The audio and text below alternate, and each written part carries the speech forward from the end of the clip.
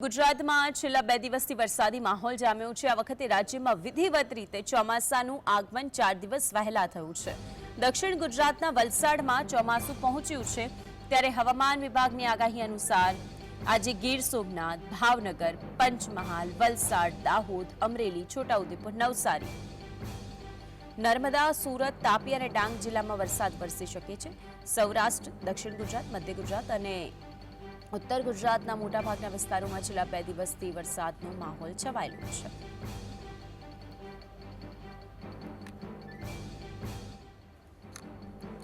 તો મહત્વની વાત છે કે આ 12 જૂનના દિવસે ક્યાં વરસાદ વરસી શકે। નર્મદા, ડાંગ, સુરત, નવસારી, વલસાડની અંદર વરસાદ વરસી શકે છે, જ્યારે કે અન્ય જગ્યાની વાત કરીએ તો અમરેલીની અંદર, ભાવનગરની અંદર પણ વરસાદ વરસી શકે છે। 13 જૂનની વાત કરી લઈએ તો નર્મદા, ડાંગ, સુરતની અંદર પણ અને નવસારીની અંદર, વલસાડની અંદર વધુ વરસાદની આગાહી છે। અમરેલીની અંદર પણ વરસાદ પડી શકે છે, ભાવનગરનો પણ સમાવેશ થાય છે। ક્યાં વરસાદ પડી શકે તેની વાત છે 12 અને 13 જૂન। 14 જૂનની વાત કરીએ તો સુરતની અંદર, બીજી તરફ નવસારી, વલસાડ, અમરેલી, ભાવનગર, જ્યારે કે ગીર સોમનાથમાં પણ વરસાદની આગાહી કરવામાં આવી છે। 14 જૂનની વાત કરી, 15 જૂનની વાત કરીએ, નવસારીની વાત છે, વલસાડની અંદર, બીજી તરફ અમરેલી છે, ગીર સોમનાથ છે, આ 4 જગ્યાએ વરસાદની આગાહી 15 જૂનના દિવસે કરવામાં આવી છે।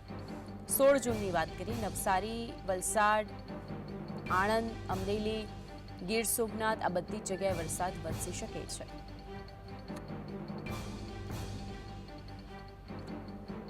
आने वाले 5 दिनों के लिए जो गुजरात स्टेट के लिए फोरकास्ट दिया गया है वो आज के लिए आइसोलेटेड प्लेसेस पे लाइट से मॉडरेट रेन और साथ में थंडर स्टॉर्म की वार्निंग दी गई है। और आज गुजरात रीजन और सौराष्ट्र और कच्छ के सारे डिस्ट्रिक्ट कवर हैं जहां पर लाइट से मॉडरेट रेन होगी और साथ में थंडर स्टॉर्म की भी वार्निंग है। और कल की बात करेंगे तो कल के लिए आइसोलेटेड प्लेसेस पे लाइट रेन और साथ में थंडर स्टॉर्म का पूर्वानुमान दिया गया। और जो डिस्ट्रिक्ट हैं जहाँ पे लाइट रेन होने का पूर्वानुमान और साथ में थंडरस्टॉर्म की वार्निंग है वो डिस्ट्रिक्ट हैं साउथ गुजरात के सारे डिस्ट्रिक्ट कवर हैं और नॉर्थ गुजरात के पंचमहल, दाहोद और महिसागर हैं। તો આખરે જે રીતે હવામાન વિભાગ દ્વારા પણ આગાહી કરવામાં આવી, આ જ અંગે વધુ માહિતી સાથે આપણી સાથે કામેશ ચોકસી લાઈવ જોડાઈ ગયા છે। કામેશ, દક્ષિણ ગુજરાત, મધ્ય ગુજરાત અને ઉત્તર ગુજરાતના મોટાભાગના વિસ્તારોમાં વરસાદની આગાહી કરાઈ છે, દર્શાવશો ક્યાં કેવી રીતે વરસાદ વરસી શકે એમ છે? બિલકુલ ચોક્કસથી માનસી, આપણે જણાવી દઉં કે નૈઋત્યનું ચોમાસું ગુજરાતમાં 12 દિવસ વહેલું બેસી ગયું છે ને જેને લઈને કહી શકાય કે છેલ્લા 24 કલાકની વાત કરવામાં આવે તો છેલ્લા 24 કલાકમાં 16 તાલુકાઓમાં હળવો વરસાદ પડ્યો છે ને જેને લઈને ચોક્કસથી કહી શકાય છે કે લોકો, ગુજરાતીઓ જે ભારે અસહ્ય ગરમીનો અનુભવ કરતા હતા તેમાં તેમને આંશિક રાહત મળી હોવાનો અહેવાલ સામે આવી રહ્યો છે। આજની જો વાત કરવામાં આવે તો આજે ઉત્તર ગુજરાત, મધ્ય ગુજરાત અને દક્ષિણ ગુજરાતના વિવિધ ભાગોમાં વરસાદ પડી શકે છે, હવામાન વિભાગ દ્વારા આગાહી કરવામાં આવી છે। ત્યારે આપણે મેપના માધ્યમ દ્વારા સમજવાનો પ્રયત્ન કરીશું કે જે સાયક્લોનિક સિસ્ટમ જે છે એ કેવી રીતના કામ કરી રહી છે ને કેવી રીતના આગળ વધી રહી છે, મેપના માધ્યમ દ્વારા આપણે સમજવાનો પ્રયત્ન કરીશું। મુંબઈની જો વાત કરવામાં આવે તો મુંબઈમાં અત્યારે આપણે જોઈ શકીએ છીએ કે જે ભારે વરસાદનું એલર્ટ જાહેર કરવામાં આવ્યું છે, જેને લઈને મુંબઈના વિવિધ ભાગોમાં ખાસ ભારે વરસાદ પડી શકે છે।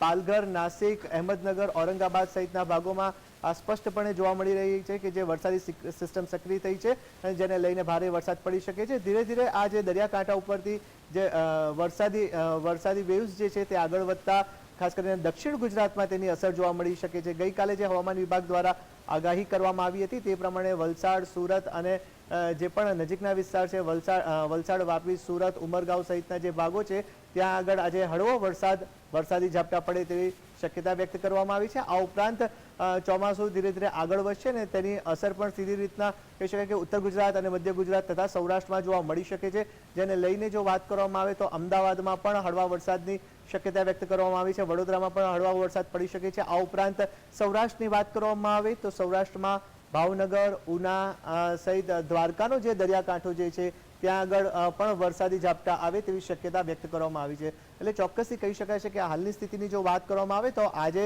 ખાસ કરીને જે મુંબઈમાં જે વરસાદી સિસ્ટમ સક્રિય થઈ છે, ભારે વરસાદનું એલર્ટ જાહેર કરવામાં આવ્યું છે, તેને લઈને સીધી સૌપ્રથમ અસર દક્ષિણ ગુજરાતના દરિયાકાંઠે જોવા મળી શકે છે અને ચોમાસું ધીરે ધીરે આગળ વધતા સૌરાષ્ટ્ર અને ઉત્તર ગુજરાત અને મધ્ય ગુજરાતમાં પણ તેની અસર જોવા મળી શકે છે। એટલે ચોક્કસથી કહી શકાશે કે આ વખતનું ચોમાસું જે વહેલું બેઠું છે લોકો માટે ચોક્કસથી સારા સમાચાર છે, ધરતીપુત્રો માટે સૌથી સારા સમાચાર છે, કારણ કે વાવણી લાયક જો સારો વરસાદ થાય તો સારું અનાજ પાકે અને જેને લઈને કહી શકાશે કે ધરતીપુત્રો પણ અત્યારે વરસાદની રાહ જોઈને બેઠા છે, લોકો પણ ગરમીથી ત્રાહિમામ પોકારી ઉઠ્યા છે. ત્યારે આજે જે આપણે સમજ્યા મેપના માધ્યમ દ્વારા તે રીતના ચોમાસું આગળ વધતા દક્ષિણ ગુજરાત, ઉત્તર ગુજરાત અને મધ્ય ગુજરાતમાં હળવા વરસાદની સંભાવના વ્યક્ત કરાઈ છે.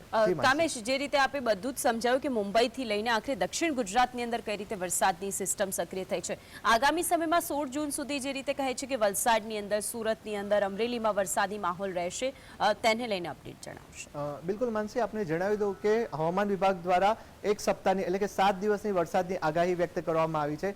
ખાસ કરીને વાત કરવામાં આવે તો આ વખતનું ચોમાસું વહેલું બેઠું છે. કેમ વહેલું બેઠું છે? કારણ કે આ વખતે ગુજરાતમાં રેકોર્ડ બ્રેક ગરમી પડી છે. 10 વર્ષનો ગરમીએ રેકોર્ડ તોડી કાઢ્યો છે ને જેને લઈને અપર એર સાયક્લોનિક સિસ્ટમ સક્રિય થયા હોવાને કારણે આ વખતે ગુજરાતમાં 12 દિવસ વહેલો વરસાદ નોંધાયો છે. સત્તાવાર રીતના નૈઋત્યનું ચોમાસાનું ગુજરાતમાં આગમન થઈ ચૂક્યું છે. ત્યારે એક સપ્તાહ સુધી સૌરાષ્ટ્ર, ઉત્તર ગુજરાત, મધ્ય ગુજરાત અને દક્ષિણ ગુજરાત તથા કચ્છમાં હળવા વરસાદ પડે તેવી શક્યતા વ્યક્ત કરવામાં આવી છે. ને આ વખતે ઓવરઓલ જો માનસી વાત કરવામાં આવે તો સારું ચોમાસું રહે તેવી પણ હવામાન ખાતા દ્વારા સંભાવના વ્યક્ત કરાઈ છે. બિલકુલ કામેશ, આપ જોડાયા અને વિગતો જણાવી તે બદલ આપનો